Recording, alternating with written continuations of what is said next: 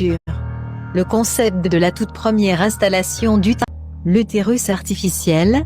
Une vidéo montre ce que pourrait être la grossesse du futur.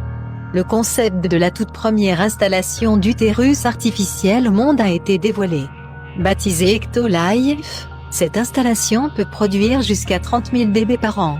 L'utilisation du mot produire est délibérée puisque, comme on peut le voir dans la vidéo, l'installation vise à donner aux parents un large éventail d'outils pour obtenir un bébé personnalisé selon leurs désirs.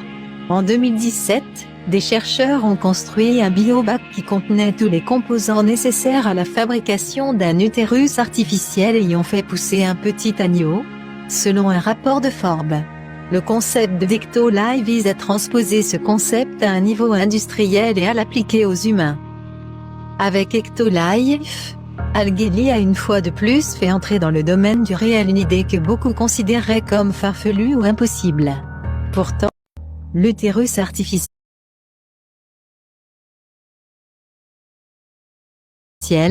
une vidéo montre ce que pourrait être la grossesse. Cette nouvelle s'accompagne de dizaines d'images plus futuristes les unes que les autres. Au-delà de cet humanoïde au ventre arrondi, certains nous montrent même un fœtus en développement. Évidemment, aucune de ces innovations n'existe réellement. Les images ont été générées par intelligence artificielle. Ce qui n'a pas empêché des médias du monde entier de s'emparer du sujet. Tu étais un homme, prends-moi dans tes bras et je n'ai plus.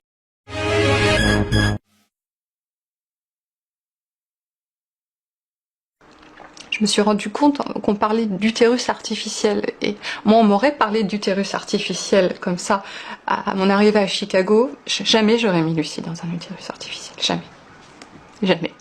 On évite la proie de gens qui veulent faire du business, du commerce, des tests, des expériences. Les gens n'en ont aucune idée, c'est vrai que les gens n'en parlent pas, alors que mes recherches me montrent qu'il y a des films, qu'il y a des gens qui sont en train de procéder à ce genre d'expérience, et que c'est quelque chose qui est là, qui existe, et personne n'en parle aujourd'hui.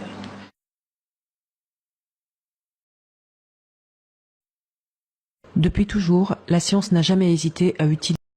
Ceci est le futur de la vie. Des scientifiques américains et chinois essayent de recréer un utérus artificiel.